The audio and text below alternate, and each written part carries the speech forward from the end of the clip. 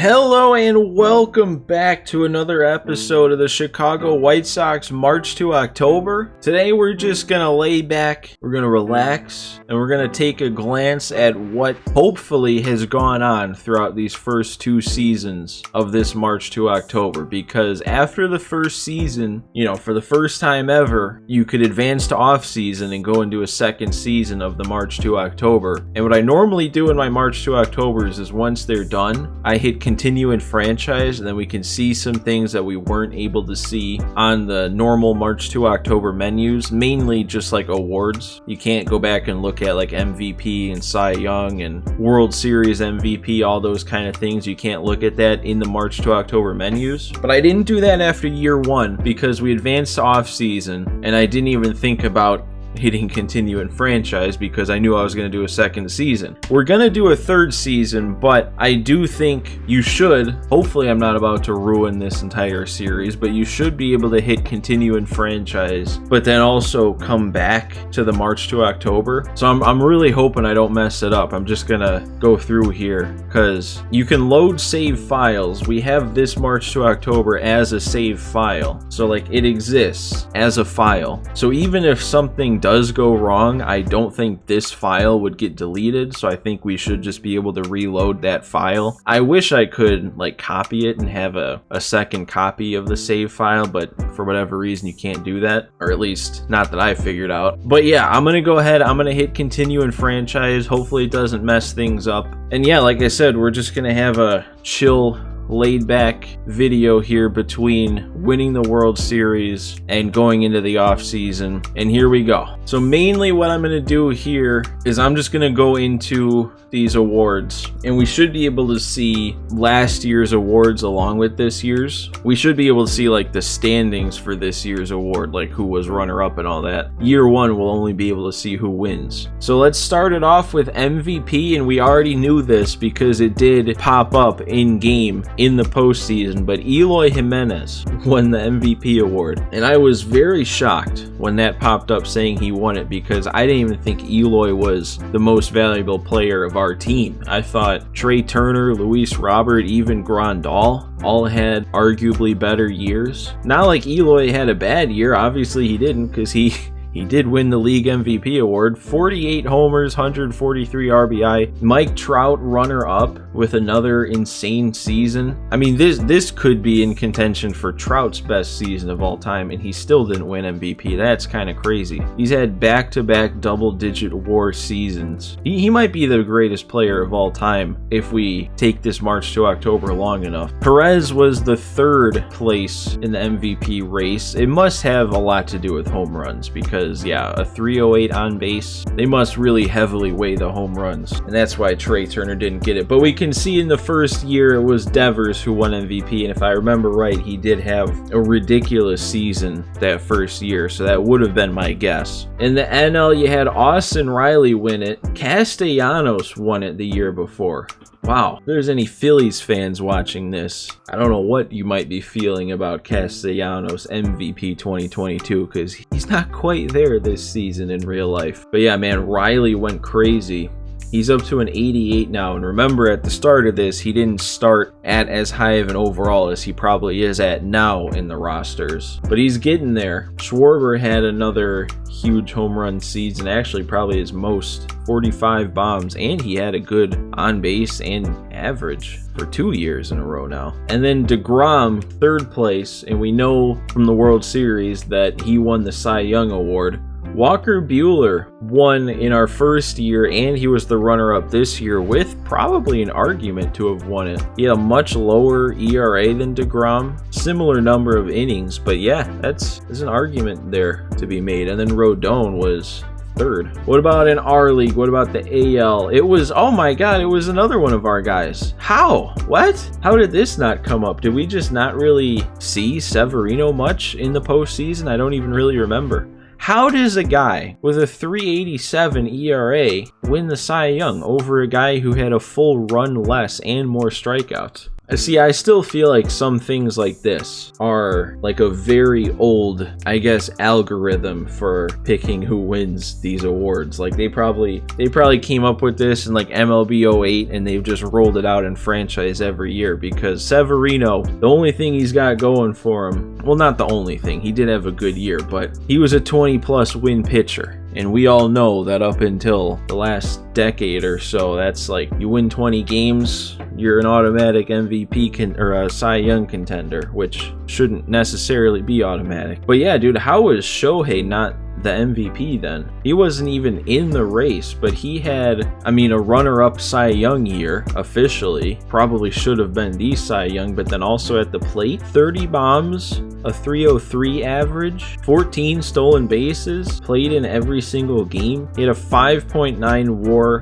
at the plate and on the mound a 5.3. So that's what, 11 wins above replacement season. I don't know, man. Some of these awards, we might have gypped 2 Angels out of the big awards here, but I'll take it. That's fun. We had the Cy Young and the MVP. And again, just like with Eloy, how I said he didn't even feel like our most valuable player, Luis Severino, if it was up to me, I don't even know if he would have won the Cy Young award of our team. Yeah, I would say Giolito had a better season. Even Dylan Cease, maybe. Dang, even Lance Lynn had a much lower ERA. All right, back to awards though, and we got batting title up next. We already did know about this one. It was Moncada with the highest batting average in the league. So we are cleaning up these awards. The NL, it was Juan Soto, 341 average for him. Dude, look at what his attributes are up to. 99, 98 contact with 93 power against righties. He's 24, and he might be a free agent. Oh man, okay. We might have to look out for that if that's a possibility. All right, though, moving on. Reliever of the year. Oh, we missed it. We missed out. First time we got runner-up instead of winning the award. And we didn't win the year before. The year before was Lucas Litke. Hendricks comes in second. Makes sense. He had an amazing year, but not as amazing as Diego Castillo did. This is ridiculous. I mean, Hendricks did have way more strikeouts and less walks, but the ERA and the saves, Castillo has it pretty easy. NL, it was Josh Hader, and Kenley won it the year before. Now to rookie of the year, yeah, we didn't I don't think we had really any rookies play this season. Pedro Leon wins it. Torkelson won it the year before. Vinny Pasquantino, the dude who in our first game of the year I legitimately thought he was a made up guy, and then all of a sudden he's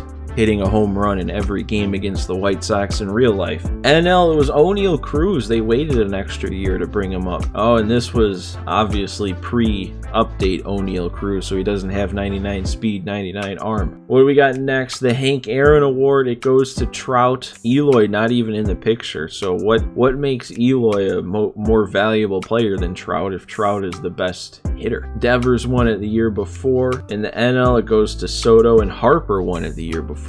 I think, are we on to, yeah, Gold Glove Awards. I'm just going to go through the AL, see if we've won any of these over the first 2 years. So not for pitcher, not for catcher. Grandal came in third though. First base, we don't have a guy. Second base, we don't have a guy. Third base, we don't have a guy. Shortstop, Trey Turner took it home, even though he didn't really play short. Tim Anderson coming in third. Left field, none of our guys, but Stanton won it with 61 fielding. Center field, Luis Robert, third place. And then right field, none of our guys. Now we're going to be on the Silver Slugger, right? DH, Sano came in second. Man, that's a close race right there, but yeah, maybe a Rosarena does get it over him. He had an amazing year too. For catcher, you got Grandal, runner-up to Salvi, but we won it in the first year with Grandal. First base, none of our guys either year. Second base, Brandon Lau, back-to-back winner. Back-to-back 40 home run seasons for him too. Third base, it's been all Devers. Shortstop, we had Trey Turner win Silver Slugger again, even though he didn't really play shortstop. He was primary second base. Outfield, we got Eloy winning one, Mike Trout won the other, and Yordan won the other. So pretty much all of our awards have come from this second season, which makes sense. The first season, I mean, even outside of not winning the World Series, I don't think we had as dominant of a regular season. And now we're moving on to postseason awards. I haven't seen these yet. Postseason MVP, that makes sense. It was Miguel Sano, probably mostly for the ALCS. I think he hit at least 4 of his home runs just in those games against the Mariners. And then World Series MVP,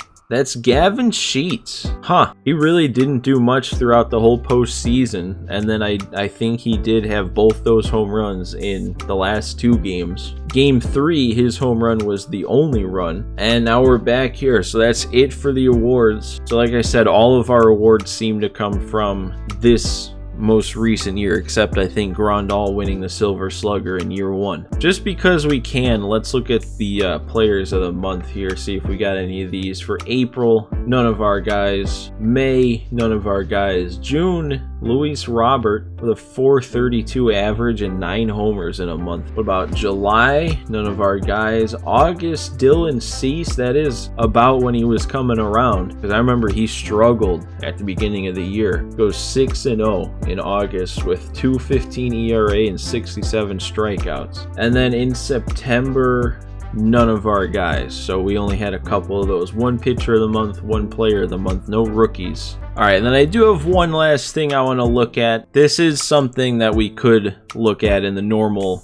menus, but just since we're kind of recapping a bit, may as well do it now. I just want to see some career stats here. The normal stats are still postseason, but I think if we can toggle the career. So I want to look at our guys, and then I want to look at the league as a whole. We'll actually go position by position. So we got Zach Collins. He'll be our guy going forward. His numbers are improving a bit after the last 2 seasons he's had as a backup. And Grandal, I'm not planning on bringing him back, so he doesn't quite crack 250 homers, but he cracks 1,000 hits. First base, Sano is up to 224 homers. There anybody near any milestones? Moncada cracked 100 during the course of this season. Turner cracked 150, and TA must have cracked 1,000 hits during that season. Yeah, so both of these guys. Turner was already at 1,000. Okay, they've actually been pretty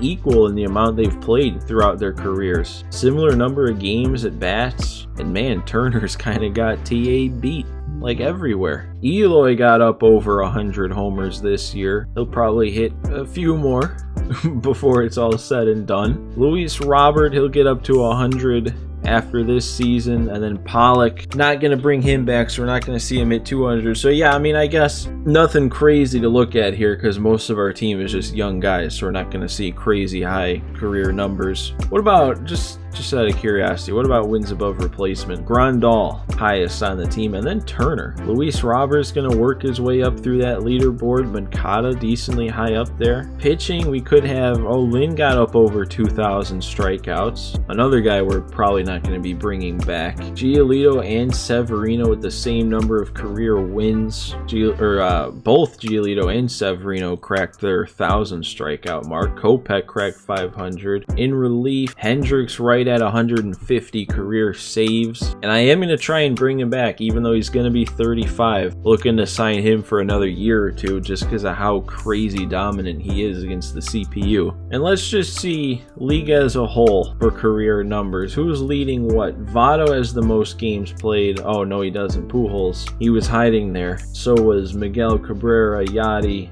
Nelson Cruz. Nobody is anywhere close to the 3,000 hit mark. We're not going to see that anytime soon. Home run milestones, Albert finishes with less than he's going to finish with in real life now. Nelson Cruz, I don't think he's going to get there to 500. Yeah, nobody signed him for this season, so I doubt he'll stick around for the next one. Man, he's actually still a really good bat against lefties, though. Why would nobody sign? Dude could probably still hit 40 home runs going into his age 43 season. Stanton and Trout, though, they're sneaking up the leaderboards here. I don't know. I mean, Stanton got a -12 for his power against lefties this year. Only hit 26. So he might be on his way down. Who knows? But Trout, I mean, he's still going strong. He might be the most likely one if we play another 3 or so seasons to hit that 500 mark. Harper not too far behind. Arenado could have a chance too. For pitchers, I don't think we're going to see anybody get anywhere close to 300 wins anytime soon. Verlander is done. Kershaw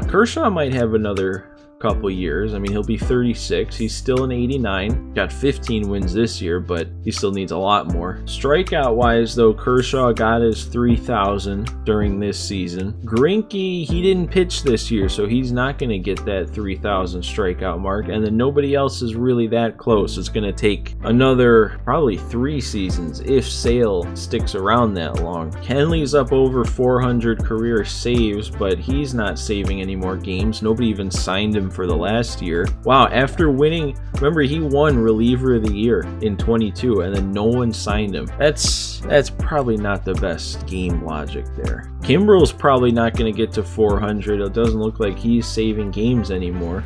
He's back on the Cubs too. And then Chapman, yeah, he's probably not saving games. So yeah, I guess Edwin Diaz, he's still going strong. He's still in a closer role, but it's going to take him a long time to reach any significant save milestone. I mean, I guess 300 is significant. That's probably about it for this episode though. Like I said, just laid back looking at things. A little bit of immersion, a little bit of world building as we plan to move on to season 3 of the March to October. And just a few notes about season 3. I don't know exactly when I'm gonna start it. I might hold off for a week or so, maybe not quite a week. But I want to hopefully try to bring some more people into the series as we move into year 3. I want to make a recap video, just kind of breaking down what's happened up to this point in our first 2 years of the March to October. And I also want to start turning the March to October episodes into shorts. Well, not turning them into shorts, but having the normal episode and then having a short. Just like I said, to try and bring some people back into things, bring some new people into the series, because like I said at the beginning, and I still feel the same, I don't want to end this series anytime soon. I want to try and hit that 100 episode mark. I want to go 5+ seasons into it. So I want to make sure, the viewership stays strong. I want to make sure people stay interested. But yeah, that's it for me in this one. Actually, before I go, let's I don't think I need to save that. Let's just make sure the March to October still exists. And it does. We're all good. We are all good. We just gotta hit advance to off season now and we can proceed as normal. So yeah, guys, that's it for this one. As always, if you enjoyed, leave a like for me, subscribe to the channel. But yeah, guys, thanks for watching today. Thanks for stopping by, and I will see you next time.